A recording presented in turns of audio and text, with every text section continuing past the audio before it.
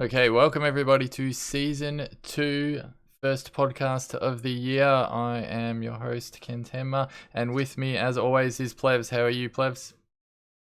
I am fantastic. Thank you, Matt. How are you? Yeah, very good, thank you. It has been an extremely busy summer, not only for race spec, but also in the F1 world. We've got coronavirus concerns, we've got Ferrari headlines, Drive to Survive, and then in race spec, it's just tripled in growth, I would say. Yeah, lots going on in the world of Formula One at the moment with the first race just around the corner. So, yeah, lots to get through today, I think. And today we're starting a new sort of trend, I guess, where we'll be live streaming the podcast as well. So if you are Mm. hearing this, you can comment in the live chat. I'm monitoring that. Or if you're in the Discord, podcast discussion is also, you can put some comments in there and we'll keep an eye on the chat as we go through the podcast today. So feel free to join in the conversation. Yeah, we'll see how it goes. First live and raw podcast. So, can't edit out any mistakes today. So, yeah, we'll try and keep it flowing for everyone. Yeah, so we'll try to keep the mistakes to a minimum, I guess. If it does, then you just get to see everything or listen to everything at home. You don't get to see anything at all at the moment. Mm. So huge summer for race spec, especially. We'll talk about that a little bit later. But how about we get straight into the F1? First, cab off the rank is probably the biggest topic at the moment, and that's the coronavirus concerns. We got Melbourne GP next Sunday, so in 7 days, and that's pretty much everyone is talking about coronavirus in Australia and around the world at the moment. Yeah, very big issue, obviously worldwide. Yeah, so it affects a lot of things, and F1 being one of them. It's hit Italy pretty hard. I have a friend that lives in Milan, and he said it's pretty bad there. So yeah, it's affecting the Italian teams, Ferrari, AlphaTauri, Ferrari. I'm not sure how, and Yeah, Pirelli as well. The tire makers. So yeah, quite a big impact. But I think they've all been cleared to come for the Grand Prix, which is good news. I think they're just taking extra precautions as far as like screening everyone and stuff like that. So I don't think there's any reason to be concerned unless there's a major outbreak in Melbourne between now and then. But yeah, hopefully it should be all good. yeah, I've just seen a confirmation headline that Ferrari has landed today and they've been cleared. So all of their gear and their staff are now in Melbourne. So that is a good Good thing. stuff. No word on Yeah. AlphaTauri though. And if anyone around the world is concerned about what's going on around here, both yourself and I will be going to the Formula One. I'll be going to all 4 days, and I have no fear of coronavirus. So it's full steam ahead down here, and you just got to live life as you normally would, I guess. Yeah, exactly. Yep. Yep. And but saying that, we have Bahrain who have informed the world that no one will be watching in the stands. So they've closed all of the doors and pretty much informed everyone that all foreigners are not welcome to go and watch the Grand Prix. So you'll have to watch that one at Mm. home on your TV. So that'll be interesting. I guess Bahrain, there wasn't too many grandstands anyway, so you probably wouldn't No, just notice. really on the main straight, isn't it? Just Yeah. yeah. And drivers wouldn't Um, notice anyway. You're too busy trying not to crash, and so I don't think it's a huge deal. For myself, I'm going to Singapore Grand Prix later this year, so I've still got a few months for the whole thing to calm down, hopefully. But if they cancel that, I'll be mm. devastated. But it is what it is, I guess. You just got to roll with the punches, and hopefully we have a fantastic Melbourne Grand Prix. Yeah, exactly. Yep. I am really pumped for it. I think they're predicting a bit of rain, so that could spice things up. Yeah, if we get like something like a 2019 Germany in the first race of 2020, that would be pretty amazing. So Well, yeah, the see what weather down happens. here has been full on. We have had hot days, pouring with rain, like windy hurricane type conditions. So who knows Mm. what we're going to get Oh, in mate, Melbourne, four and seasons in one day down there. we'll probably get a little bit each day, knowing Melbourne as we Yeah. do. Moving on to, well, we spoke about Ferrari landing. They are in a bit of a storm with the other teams at the moment and the FIA after FIA announced Friday night, which is always when you announce bad news or things you don't want to talk about, that they have made a behind-the-scenes settlement with Ferrari in regards to their unexplained engine power and the investigation, and that was it. That was the statement, and the other teams did not take kindly to that at all. No, they didn't, and I think they're well within their rights to be, ask questions of that and be upset about it because, yeah, it's basically saying that they can't prove if they were cheating or not, which is not a good thing. And I think the FIA had to come out and make a second statement for that as well, basically saying that they couldn't come to a conclusion about it. So yeah, I'm not sure. Well, no one knows except those two about what the actual settlement was. But yeah, it's a bit of dark cloud over the sport at the moment. But we'll see if there's any further fallout from that going into Melbourne as well. So I'm sure there'll be a lot of questions asked around that. Between the lines, it was sort of Ferrari was staunch that they hadn't broken any rules. The FIA was sort of staunch that they had. Neither team wanted to budge from that, and the feeling I get is that it was going to cost both parties an astronomical amount of money if it went to court. And it's one of those settlements where neither one is admitting guilt, but they've just both decided this is going to be too hard or too much money or something like that. So they've both sort of agreed not to disagree, which is, I guess, a legal way of neither one getting a win. Whether the teams would be too happy about that, I'm not sure, but it was just so badly handled. But like, you don't release that type of stuff on 6 p.m. on a Friday night in Australian time anyway, and it just smacks of, oh, we don't want to talk about this. So not great, and it'll be, forever an asterisk on that season now, I guess. Yeah, quite possibly, and possibly even this season upcoming as well, because who's to say that Ferrari haven't changed their engines or whatever they're suspected of doing. That the investigation wanted to possibly uncover still be going on, and yeah, so like I said, could be a cloud over the whole sport for the rest of the year. Yeah, certainly will. And we've got a few people in the chat. We've got experts joined us. Very Angry Side Pod. Shout out to them. Zach Crichton. Uzmaki is I'll there. have to jump on. Toddster, he's jumped in the chat as well. Experts saying Ricciardo's going to win the Australian Grand Prix. That'd be amazing if it did, but can't see Renault lifting their game that much in the short amount of time that it has been from the end of last season to the start of this one. And let's move over to another. It sort of went a bit under the radar. It was big news for a little bit, but then it sort of went away, and that's Lance Stroll's father, let's call him Papa Stroll, has purchased 20%.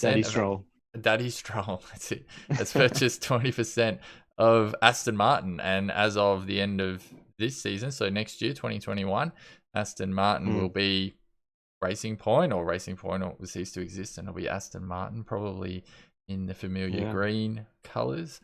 And then that's sort of it. The news sort of disappeared. Do you think it changes much for Red Bull? I mean, it's a fair chunk of sponsorship money, I guess, but they weren't. That's all it was. It was sort of just a name on the car. Yeah, exactly. Yeah, I don't think there was any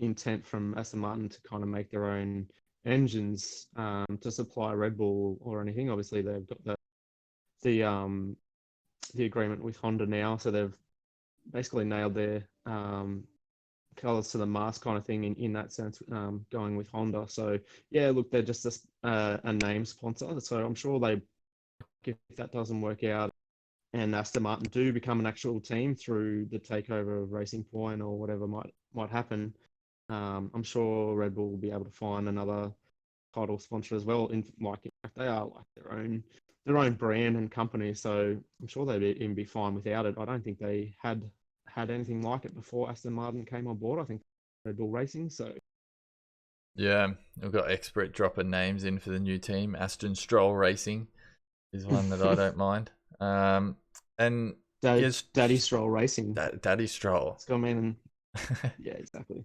Uh, Yeah, it'd be interesting to see what happens with Racing Points as far as that deal. Whether it does become a fully blown kind of Aston Martin team. mm. Um, they Well, even maybe look at making engines and stuff like that. So it'd be pretty 20% is a interesting. fair chunk of ownership of a brand, Yeah, it is. so he could Big certainly brand push that too. way. Yeah. And he has the money Mm, to push that way as well, so they could make engines in the future. And he's made no secret that he's yeah. in the sport to win the sport. And can you win it with buying an engine off someone else? I'm not sure, because you're Well, can they always win it by buying the 2019 Mercedes? That's what they're trying to do by the look of it. it does. And yeah, there's been heaps of talk about Mercedes maybe giving them their last year's car. There is, Mm, in the camp of there is no way that that has happened. And Mercedes gain nothing, no. even if it is a massive chunk of money. You're not allowed to do it, and I can't see Mercedes risking anything by giving them the specs.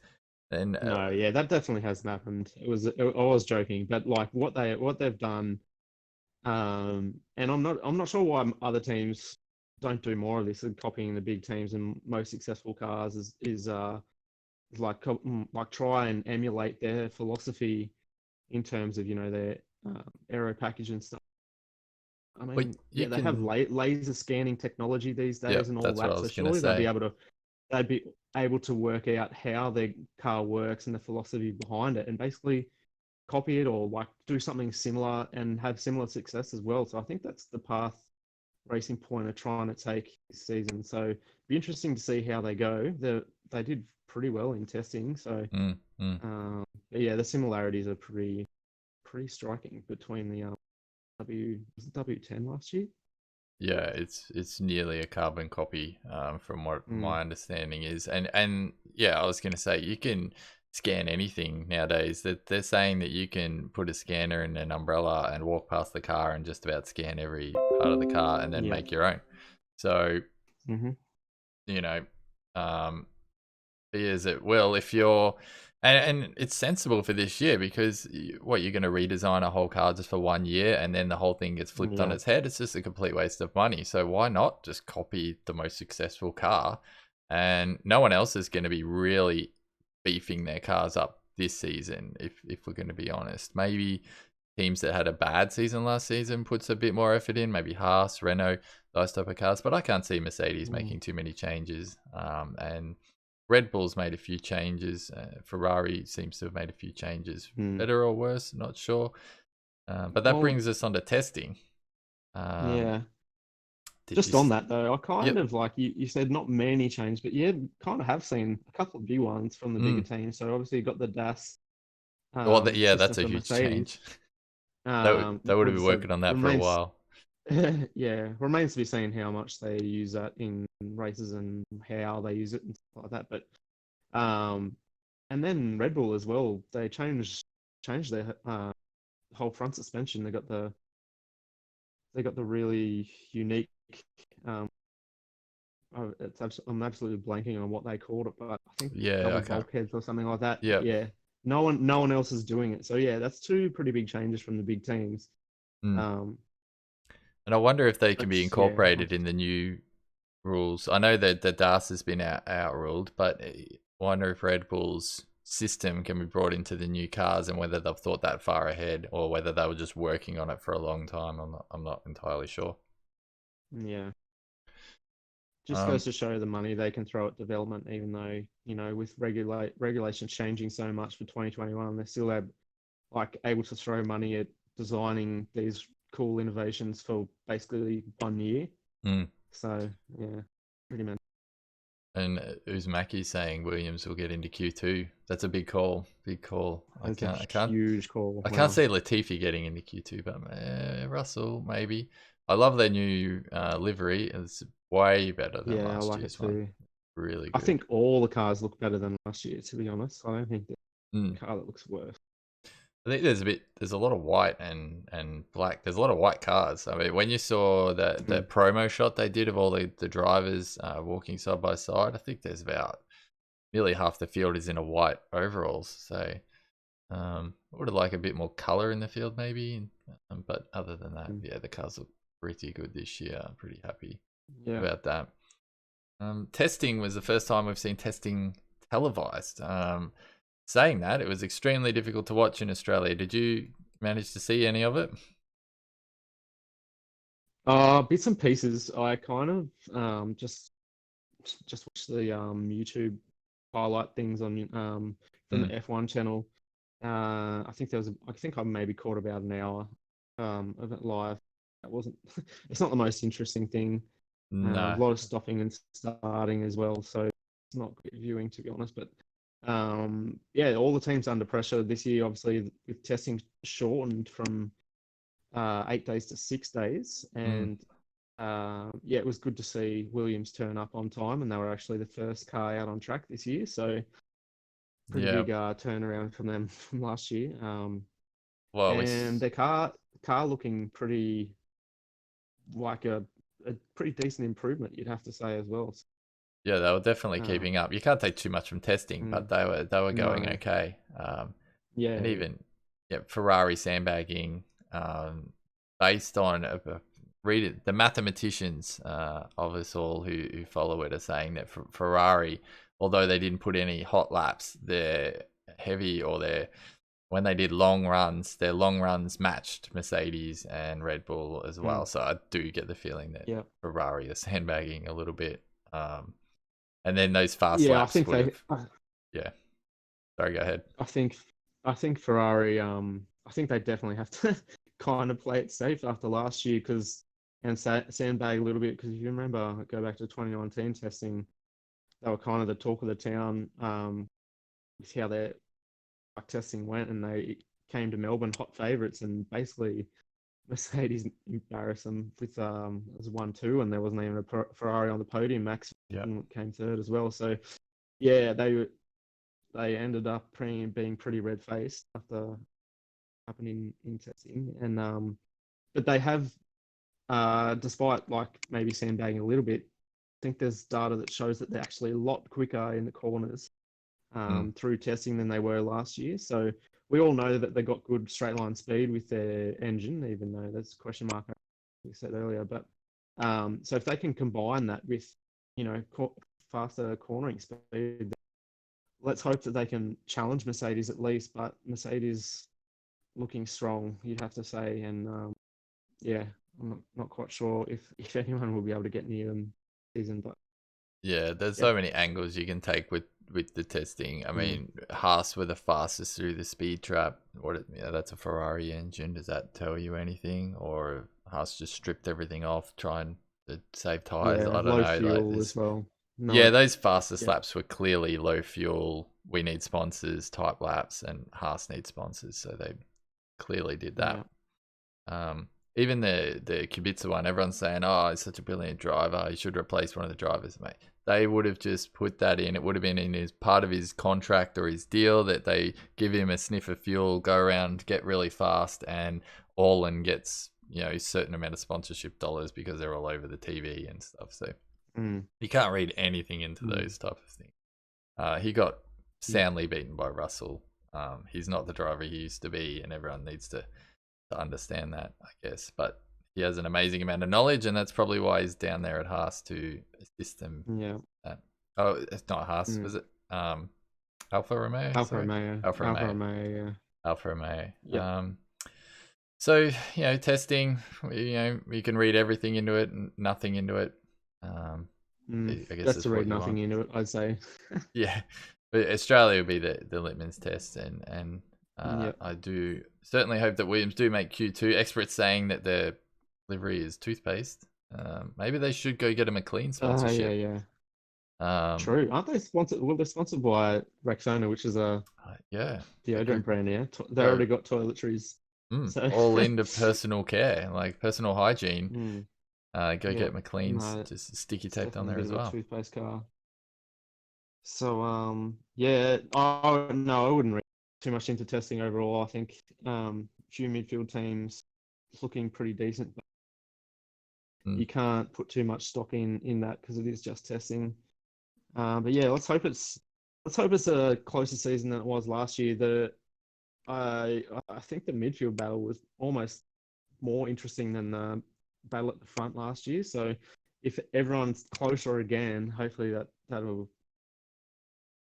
Yeah. competitive season as well. So that's all Expert I'm hoping for. correcting us on the sponsorship. Rexona are with McLaren now. I missed Oh, that okay. headline. So there has been a few sponsorship changes. I noticed the Coca-Cola's not on the McLaren either. So, well, they've moved where the logo is. There was a gaping big hole on that McLaren for a sponsor as well. So maybe watch that space. Yeah. I think it was a huge orange gap there.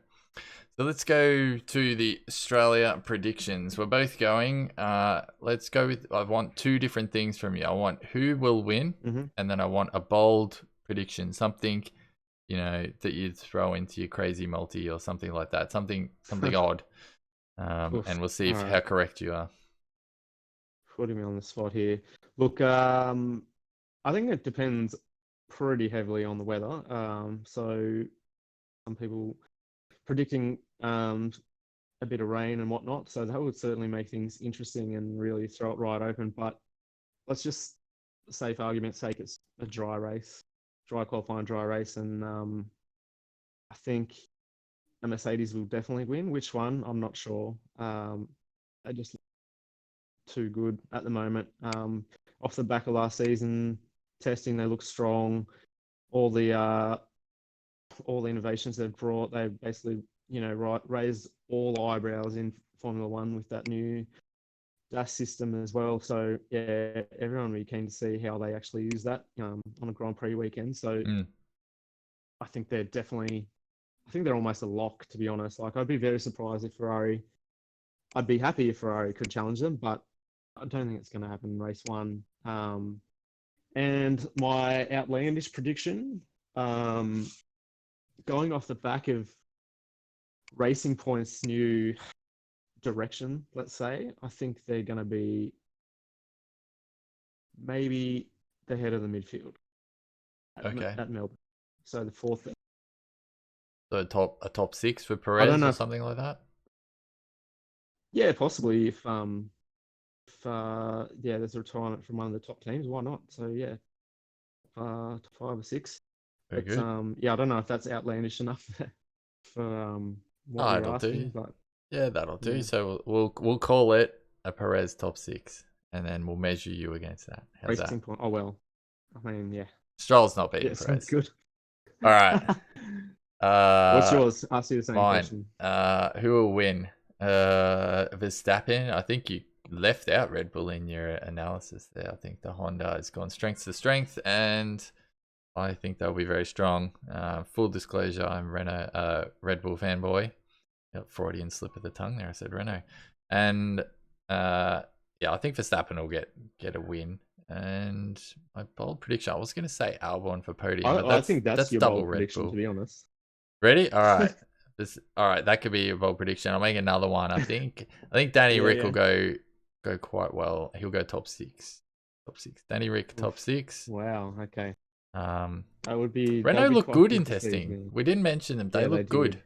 They did. So someone in this chat mentioned, do you think Ocon going to be a handful for Danny Rick? Yeah, Ocon's a good driver. Did you see the testing when he was driving? His head was sticking above the halo, and apparently that's legal. So Looked a bit weird, but so tall. Can't be good for aero to have your helmet top above the halo. I don't know about that. Yeah, I don't know. It was odd. But I think he's the tallest driver on the grid. I think 6'1" or 6'2". Pretty tall for a Formula One driver. I don't know how tall Ricciardo is, but most of them are short. So yeah, it is noticeable when you get a tall Formula One driver. Chandler Scott's dropped in Bottas for world champion. So we'll write that down, Chandler, and see how close you get. Can't see it happening now. He's just not as good as Hamilton, pretty much. No. There have to be a catastrophic, massive amount of failures from Hamilton's car, I think, or he gets sick or something. It would have to be something really bizarre for him to beat Hamilton. So that's our F1 section. We'll probably come back to a lot of F1 chat when we do your questions that you put in the Race Spec podcast questions section in the Discord. But at the moment, Mm-hmm. let's just talk about Spec Esports in general. Before Christmas, we were winding up with the Pacific Euro midweek leagues, America's leagues as well. And we're in Yep. season 2 of both the Global Elite Series and the Pacific America and Euro Series midweek.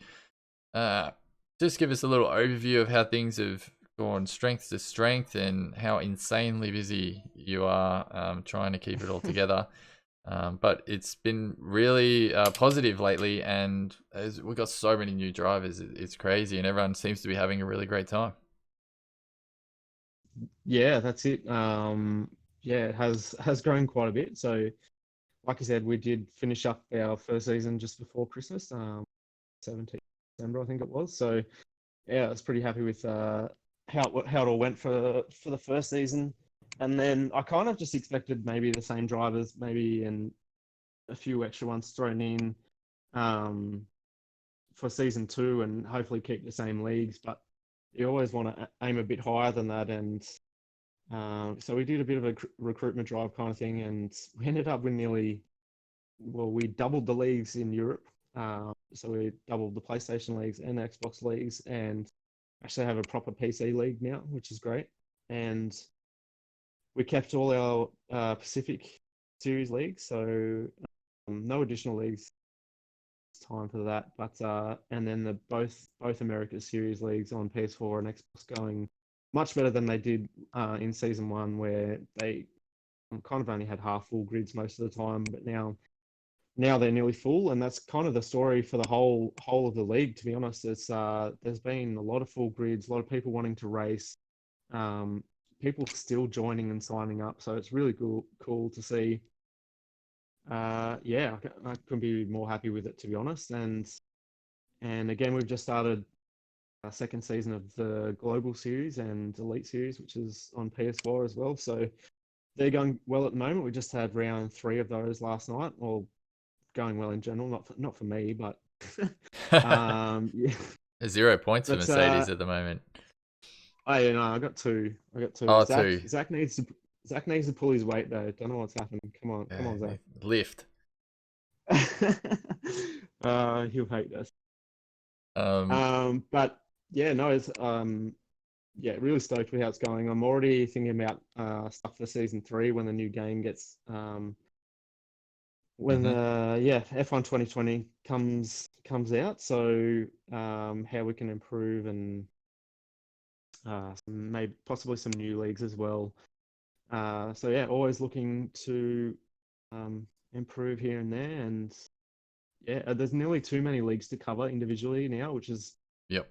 kind of Good a problem to shame. But have. I don't want to like go and talk about one specific league and say, oh, like, these guys are killing it or whatever, because there's literally like nearly 20 leagues in total. So yep, well, it's just a general update today, I think.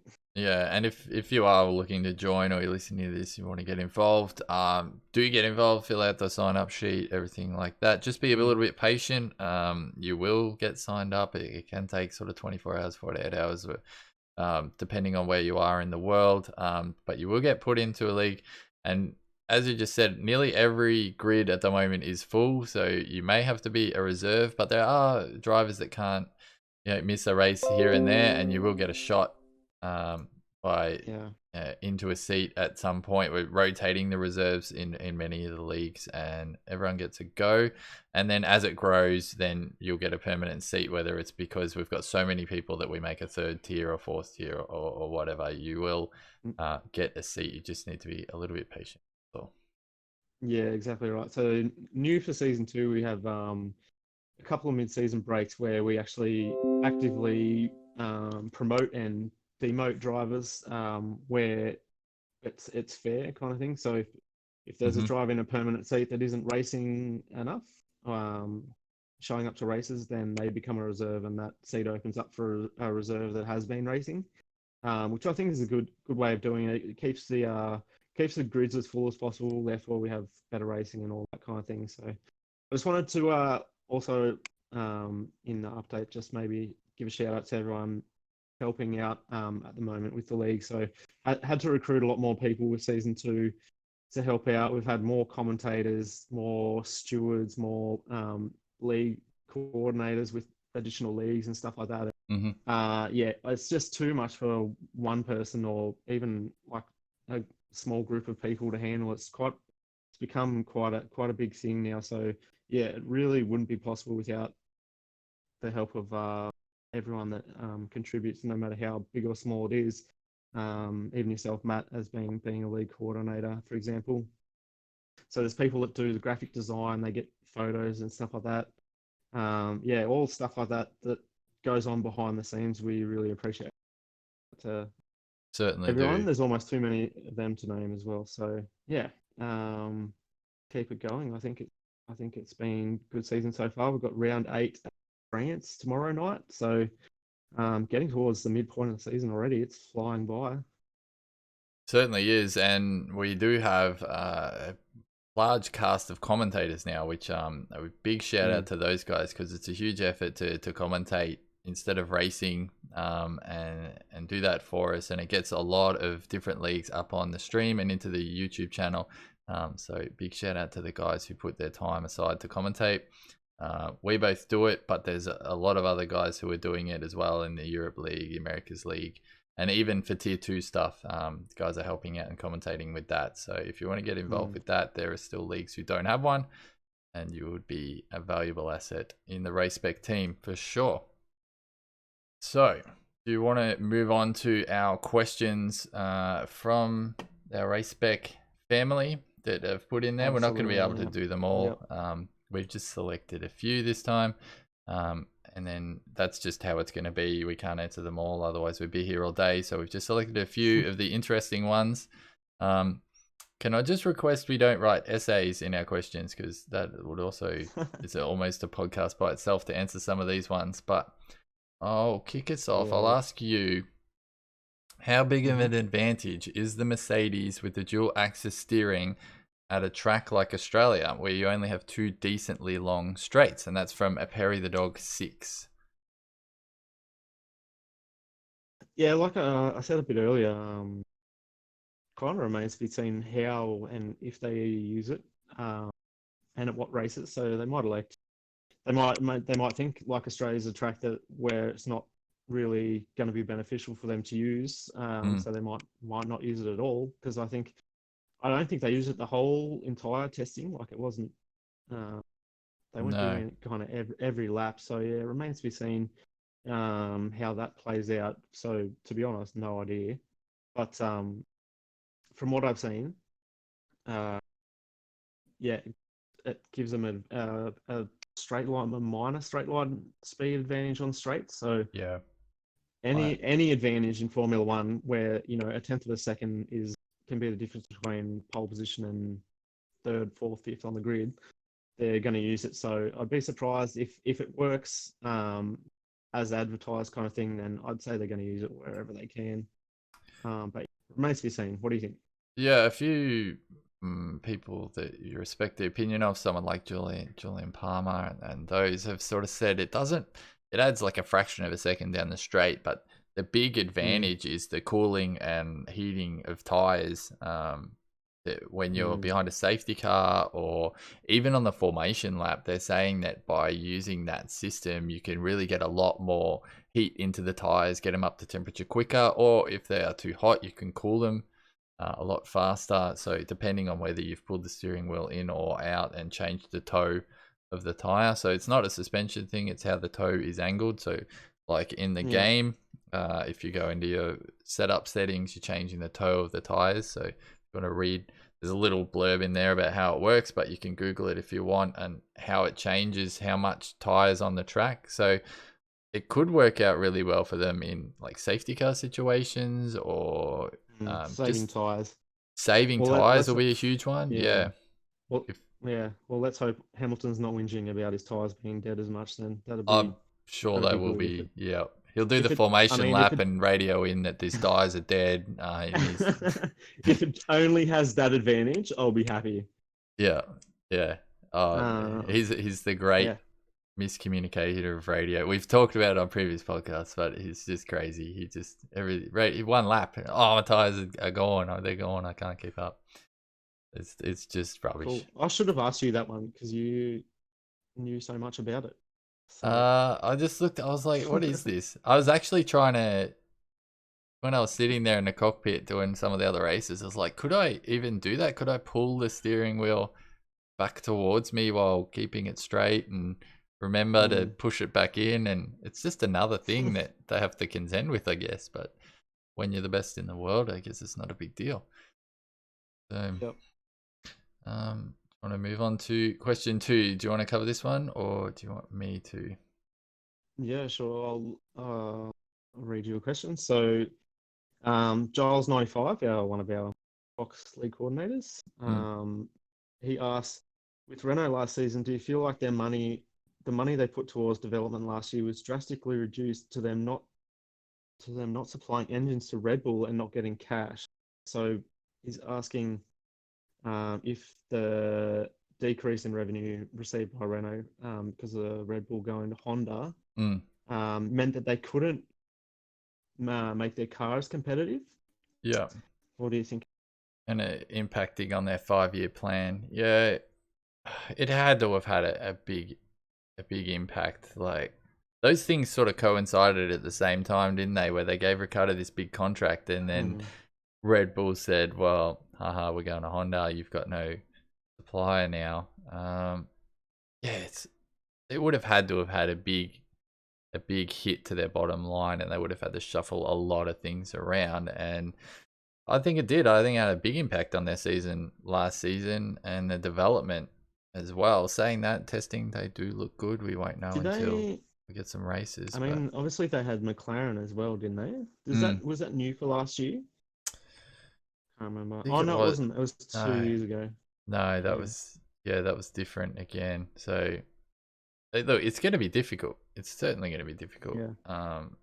And there's still talk that they won't be in it next year. I'm leaning towards that they will be. Renault not in Formula One. Yeah, they're the Okay. biggest talk that they won't be around there when the new regs come in. They're sort of everyone I else is think there's a committed in some yeah. way, but they haven't. If that makes sense. I Whether think it's Haas are a bigger danger actually well, if they because have another season like last season, yeah, that yeah, they won't be around. And we saw a little eye opener well there in then the Drive to Survive in Haas and yeah, how that's they kind of what I operate. was referring to. Yeah, We'll get on to Gene Haas not happy, Yeah, we'll talk but about Drive Survive as a whole a little bit later. But in terms of yeah, they the cash flow is a big problem for Renault, and it always will be. And the board of directors are just going to have to decide whether they want to throw more mm, cash in. I can't see well, Ricardo obviously being they got there after this season. He's too oh expensive. really okay. Well, it's too expensive for Maybe them. maybe Yeah. takes a pay cut. But there's also cost capping coming in for 2021 as well, remember? So Mm. um yeah, that's It's going to be a pretty big huge thing. year, very interesting year, and I'm So sure much we'll new hear stuff. yeah lots of chatter, and it'll almost be silly season for the drivers and silly season for the constructors as well as to what's going on, what they're going to do with the new regs and who's going to be where. Cool. Uh, let's go to the next question from Craig Tommy Pugh. He asks a bold question. Okay, can Williams turn it around and push McLaren and Renault to the top of the midfield? I think the big three will have an advantage with no major regulation changes until 2021.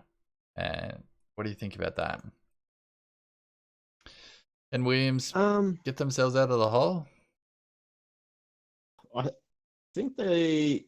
I don't think they're going to be anywhere near the front of the midfield, pushing McLaren and Renault. But I have hopes that they are more competitive than last season. Um, Well, yeah, it's been it done. still remains to be seen. If a devil's advocate, it's been done. McLaren were horrible, and then all of a Yeah, sudden that's last true. year they were good. Mercedes engine, I don't see why Williams. If they get a good design. You never Hmm. know. I'm skeptical. Like, I don't think that I'm not sure that team has the leadership to kind of do a McLaren-esque turnaround. I think those kind of things are pretty rare in Formula One.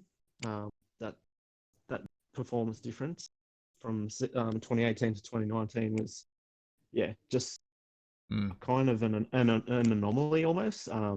But I do hope, like I said, that Williams are more competitive than last year. They looked okay in testing, probably a bit better than last year, you'd have to say. But again, just testing, so don't know.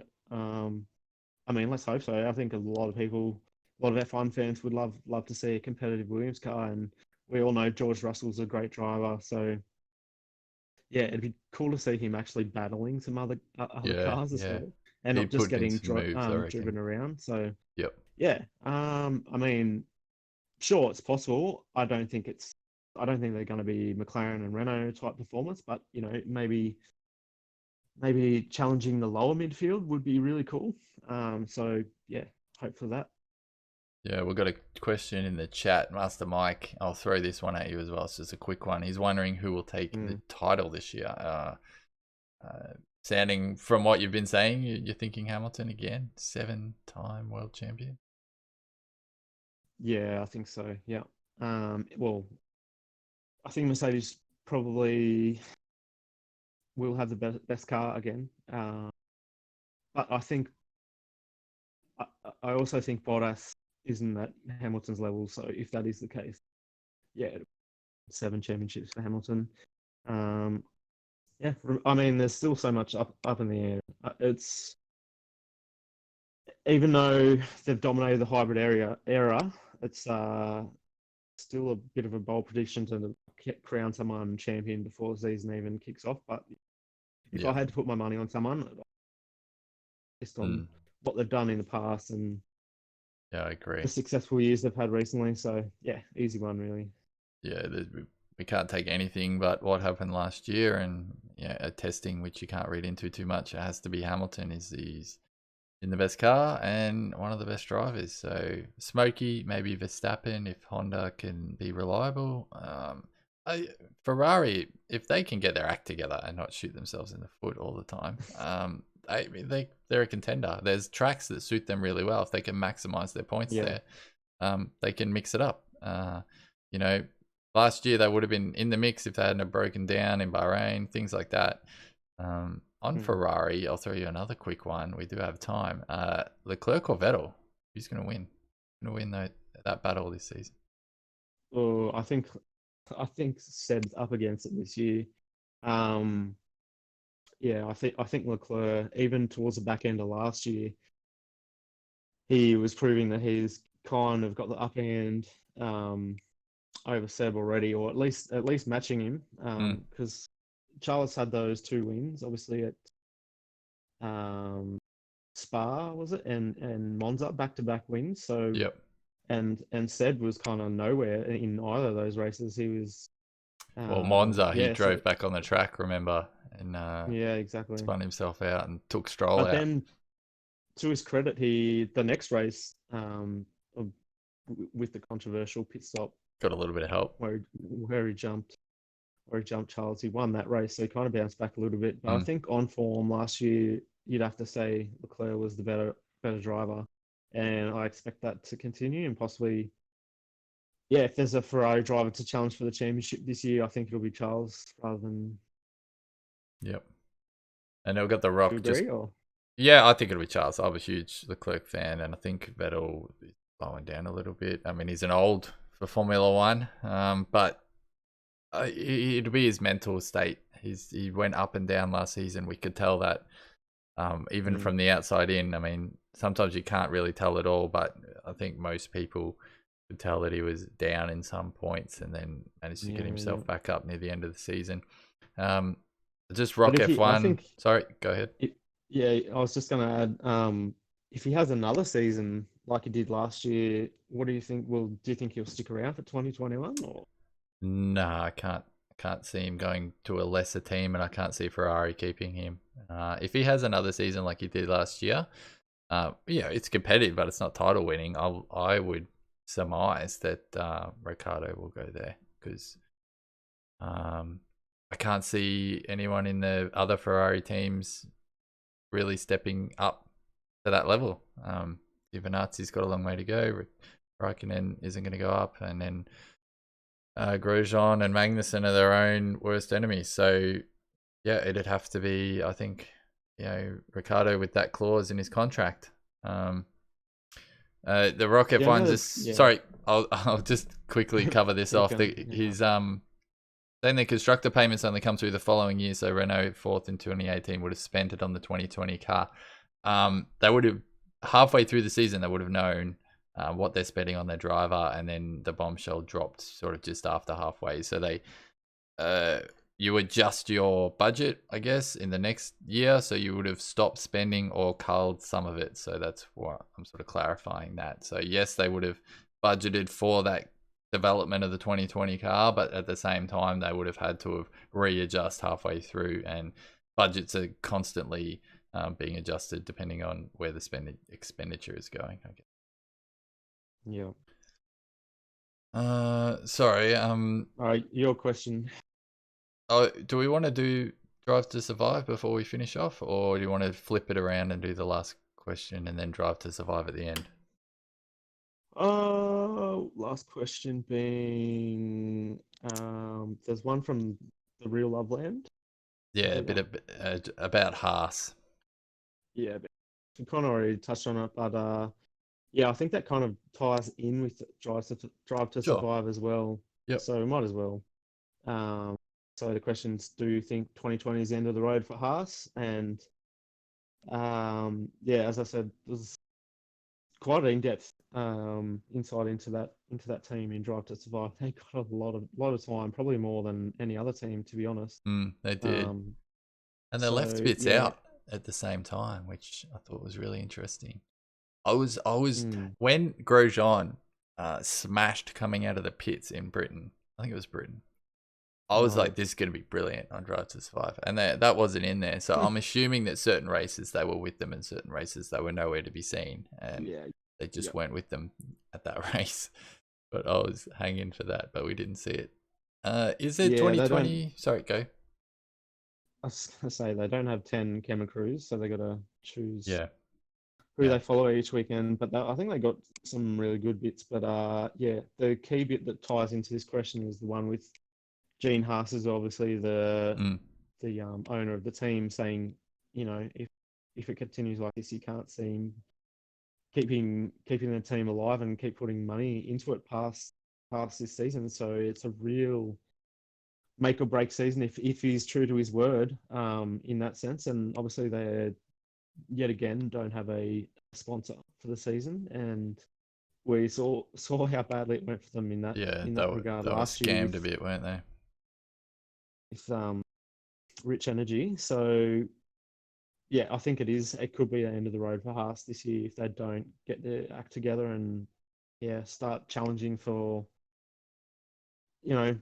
that top of the midfield is where they're aiming Mm. for sure. So I think they were then came ninth They just on my couldn't head. So work it out. And it was such an insight into how when something goes wrong, whether a team can understand it and fix it and whether they can't, and how demoralizing it is to see something that you need fixing and you just can't work it out. And we saw race after race, they could not work out why those tires were just ripping themselves apart in the first 5 laps of the race. Even going back to the yeah, Australian spec, that seemed to go okay.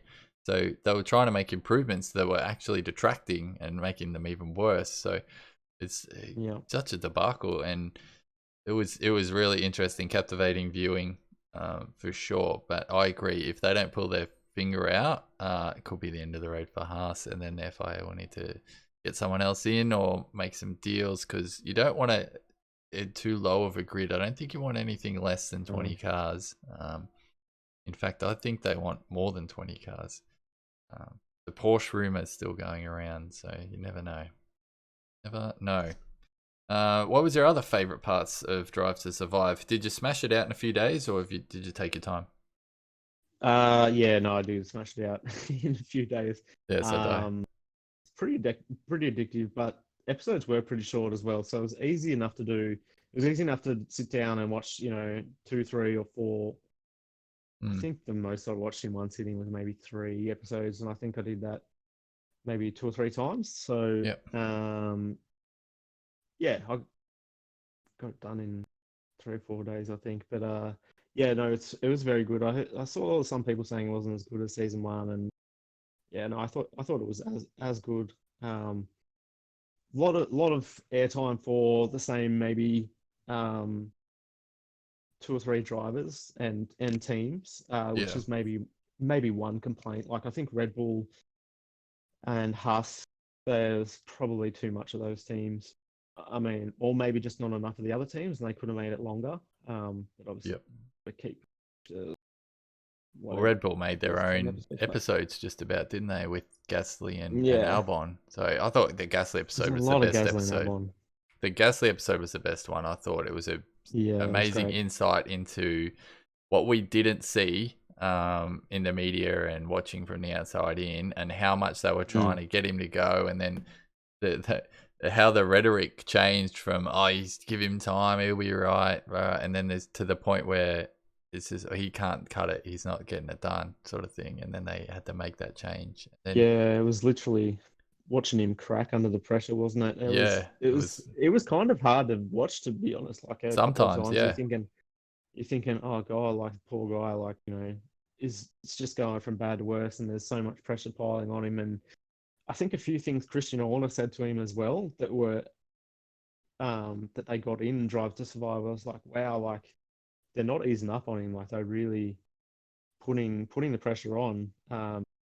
And that's kind of the polar opposite when Alex Albon joined Mm. to replace him. They're kind of like, this is. They basically said this is a free hit for you. Like just going to see how you go and stuff like that. And yeah, it was completely different. So that was a really interesting dynamic, I thought. Um, And I think Albon learnt a lot from Gasly by watching as well, because you saw Gasly wouldn't take a risk, and I think that was confidence mm, based, because he knows if he has one more crash, he's out. So he didn't want to take a risk because he could crash the car.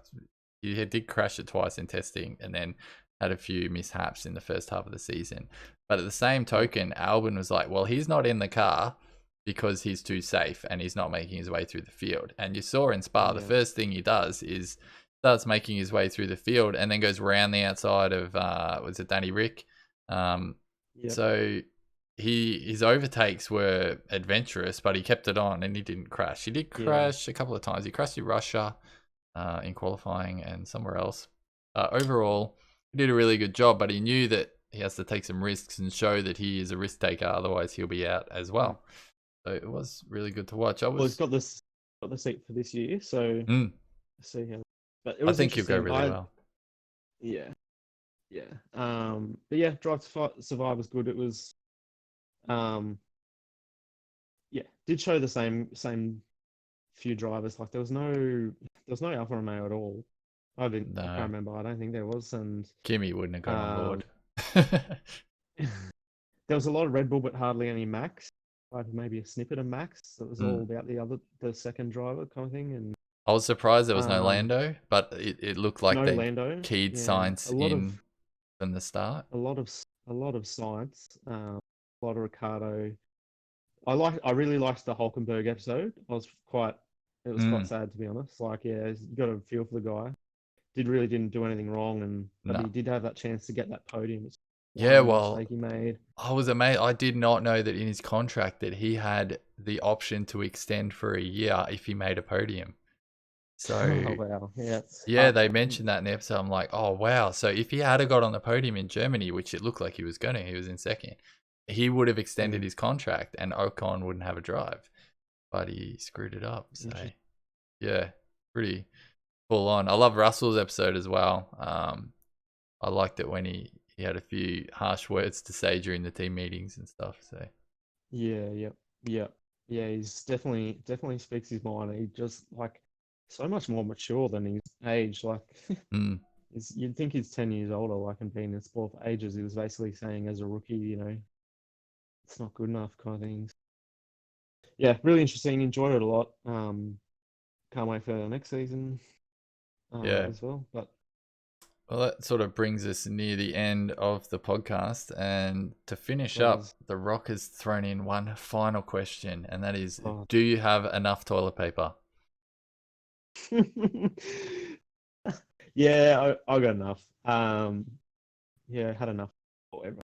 Crazy. God, it's just you got to shake your head at that, isn't it? Like people Yeah. go over the top, but yeah, no, I'm good. Thank you though, The Rock. I'm glad you with your And stock levels, but I'm okay. How are you, mate? You got my enough? family's got enough. We've got enough to last us like 3 or 4 weeks, but it's just crazy. You only need enough to self quarantine yourself for 14 days, and people are buying 300 rolls. Are they Yeah, I eating it or know. something? It's Like, out of control.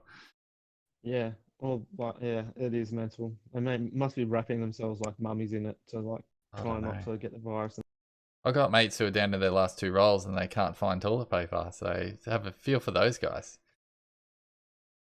So I don't know what they're going to do. Get some leaves. I'm not sure. All right, Yeah, that wraps it can't up go there. from Yeah, F1 to race spec news to the Grand Prix in Melbourne, which, as I said, we're both going to. So we'll have a full roundup of that in probably next week after the Grand mm, Prix. We'll have another podcast to wrap up how we went at the Grand Prix. And if anyone is at the Grand Prix, do shout out. I'm quite happy to sit on the hill and have a beer with someone who is in the race spec family. Quite happy to do that and to meet everyone who I haven't met so far. I have met a few people, and which is really good. So I'm making a lot of new friends through the whole podcast and the whole race spec involvement, which is really good. So, and I'll be meeting you down there as well. yeah, I'll see you there, mate. Hopefully catch up with a few others as well. So sounds pretty good. I might try. I do have a GoPro. It's pretty old. I might have to dust it off and see if I can do a bit of a vlog, Oh a yeah, little, I like it. of the Grand Prix. Maybe get it up on the channel if it's any good. But Yep. I'm not an expert when it comes to these things, so we'll have to see how it goes. But there'll be a lot of coverage probably on the RaceBeck Instagram, maybe some stories and posts and stuff with stuff from the Grand Prix. So yeah, keep your eyes on that That's over good. the Grand Prix weekend. I'll be flying down Thursday, Yeah, so I'll be there for practice bro. Friday until Monday. So yeah, Saying that, I'll be there for the whole thing. I don't think we're going to get near any drivers or anything like that this week. So if you Mm, are expecting to get an autograph, my understanding is that drivers won't be going near the public, even, and that's happening in a lot of sports as well. So I think that'll carry on to yeah, F1 where there'll be no public interaction. So if yeah, you're that's hoping fair to enough. get a Danny Rick autograph, not going to happen. So But yeah, still hopefully going to be a good time, and yeah, let's see what happens with the weather and whatnot. But good race, I think. it shall be. We'll see you next week. And thanks for everyone to jumping in the live chat. It's certainly spiced up the podcast, that's for sure. And we will see you next week. Yeah, it was a great way of doing it live. So yeah, thanks for everyone joining us. Can't wait to do the next one already. So thanks for hosting, Matt. No See problems. you See next time as well. you next time. Bye.